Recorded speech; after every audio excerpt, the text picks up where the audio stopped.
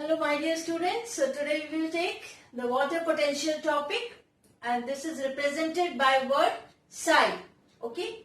Now the kinetic or the free energy possessed by any molecule is called chemical potential. Fine. Now the chemical potential of water or the potential energy of water is known as water potential and it will be represented by psi W. Fine. Now, water potential of pure water at normal temperature and pressure is 0.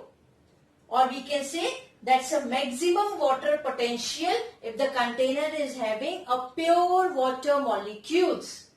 Water potential of any solution will be less than 0. Means if in the pure water we will add the solute, then the water potential will be less than 0. That will be -1 or -2. Fine.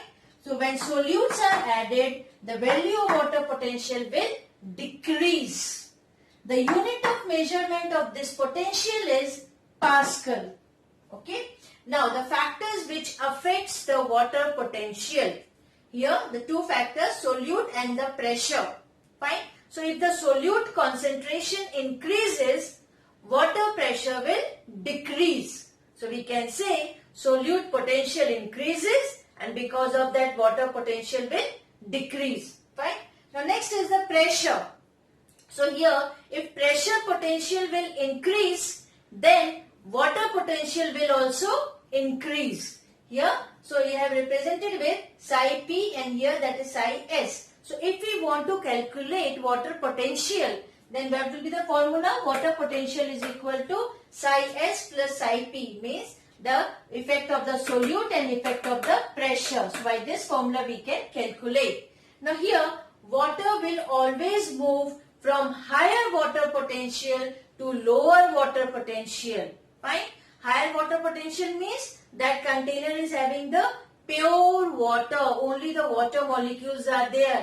And towards the lower water potential means that container or that vessel is having solution, means solute is added into the pure water. That's why if solute is added, then what happened? Water potential will decrease. So water will always move from higher water potential to lower water potential. This is the direction from higher to lower. Okay.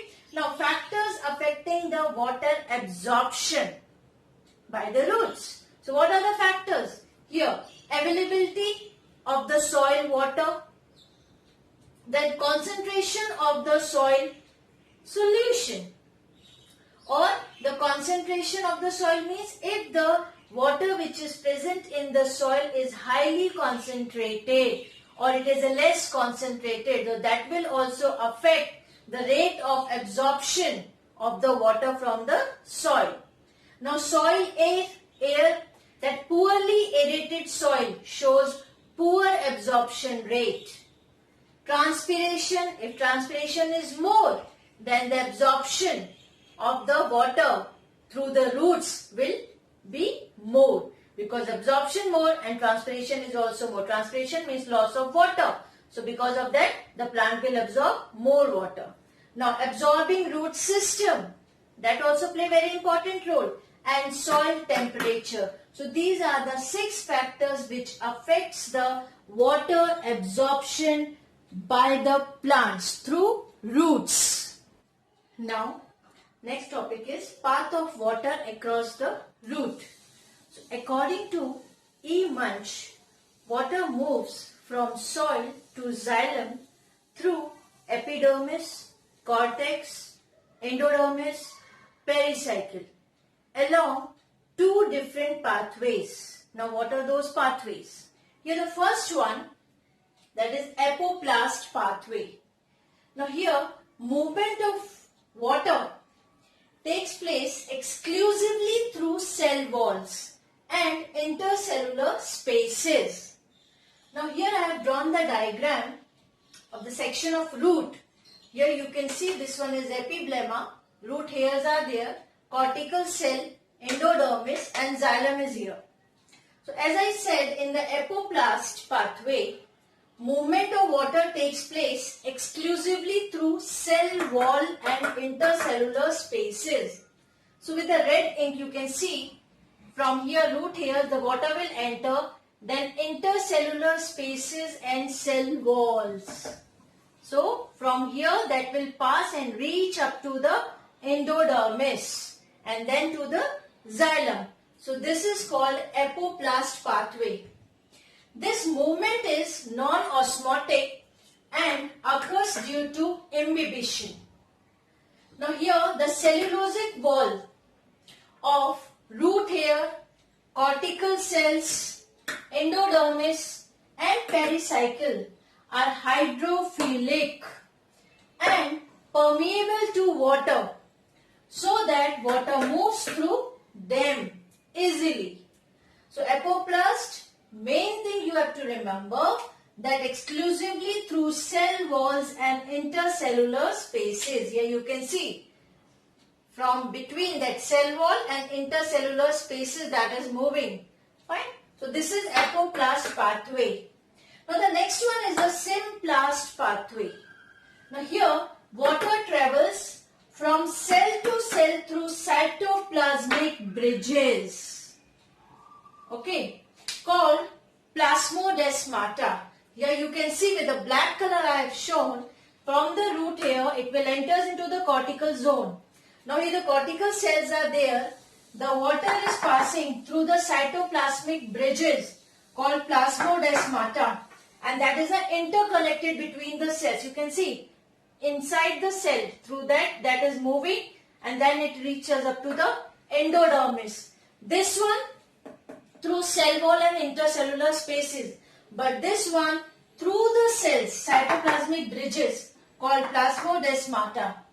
The plasmodesmata interconnects the cytoplasm of all cells and forms cytoplasmic network and is called symplast. And this whole pathway of the water is called symplast pathway.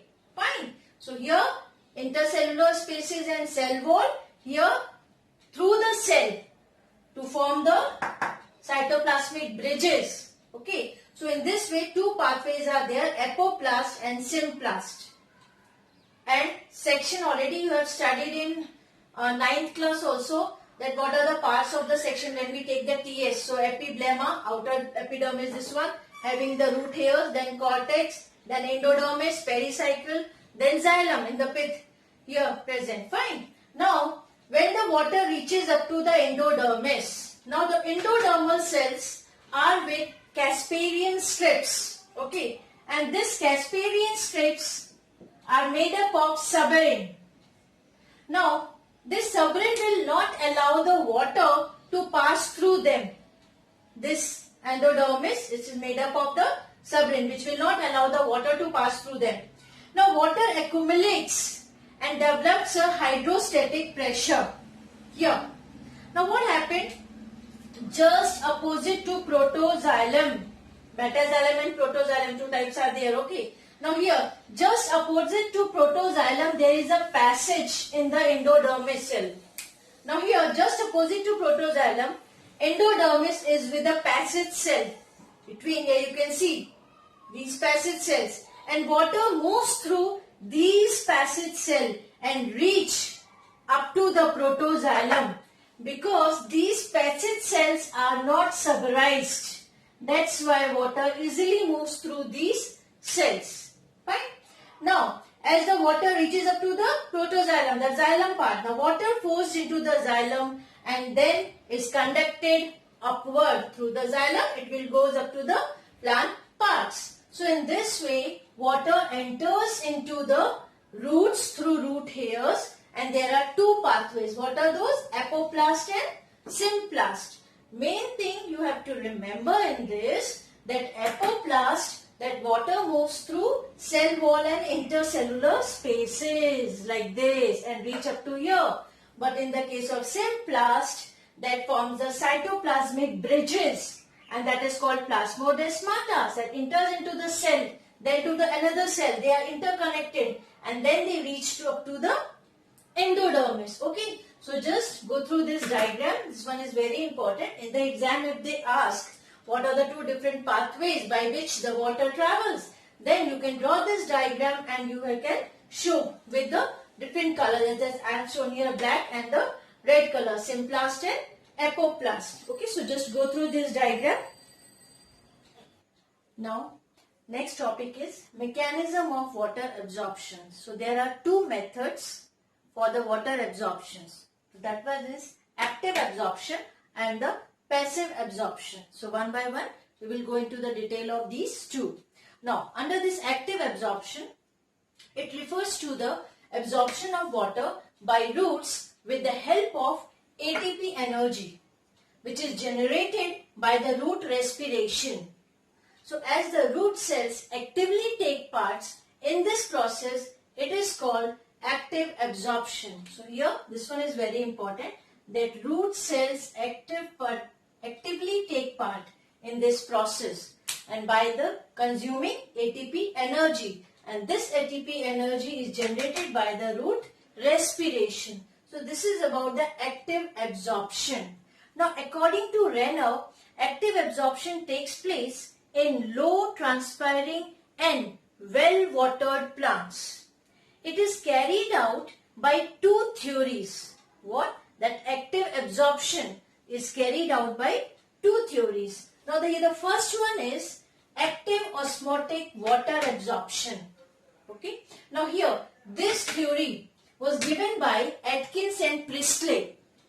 So according to this theory, that is active osmotic water absorption, the root cells behave as an ideal osmotic pressure system through which water moves up from the soil solution to the root xylem along an increasing gradient of diffusion pressure defect.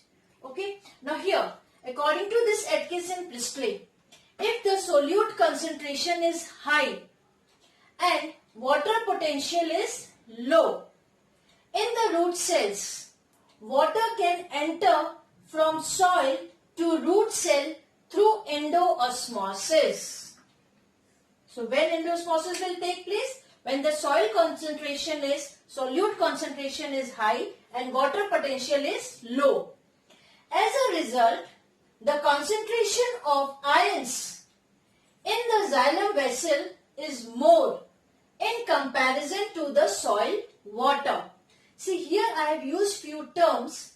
What are those? That is water potential, endoosmosis. So in my previous videos I have explained everything, diffusion pressure defect, osmotic pressure. So all these terminology I have explained in my previous video. You can go through that and so that you can easily understand this one. Now, so as a result, the concentration of ions in the xylem vessel is more in comparison to the soil water. So what happened here? Concentration gradient is established between the root and the soil water. Fine. Now when the concentration gradient is there, now this gradient of water potential causes endoosmosis. Now the endoosmosis of water continues until the water potential both in root and soil become equal. So this endoosmosis will be continuous until this water potential will be equal in both the roots and the soil. So this is all about the active osmotic water potential. Okay, so this comes under active absorption. Now the second theory, that is active non-osmotic water absorption. Now what is this? This theory is given by non-osmotic water absorption. This theory is given by Thiemann and the Kramer. Now here what happened, Thiemann and Kramer, according to this, what they said, that sometimes water is absorbed against a concentration gradient. And when water is absorbed against a concentration gradient, this required the expenditure of metabolic energy. Now, this metabolic energy which is released from the respiration of root cells. So here, according to these two, that they even use the energy for the metabolic activities. if they want to move against the concentration gradient. Now what happened? There is no direct evidence for this theory, but some scientists suggest the involvement of the energy that comes from the respiration. So here this one is active non-osmotic water absorption. Here against a concentration gradient when water moves. And here this one is active osmotic water absorption. Fine. Now come to the passive absorption. Now here, as you know, that in the active absorption, consumption of the energy. Here the consumption of energy will not take place. Okay. Now, and one more thing. Here what I said, as the root cell actively take part in active absorption. In passive absorption, root cells will not take part actively. Now here what happens? See, this mechanism is carried out by without utilization of metabolic energy. Now when the leaf loses water due to the transpiration. What is transpiration? Loss of water in the form of vapors from the aerial parts of the plants. Now, so when the leaf loses the water due to the transpiration, it develops water defect and draw water from the petiole, and then petiole from the stem, and then stem from the root. See, simple plant, leaf.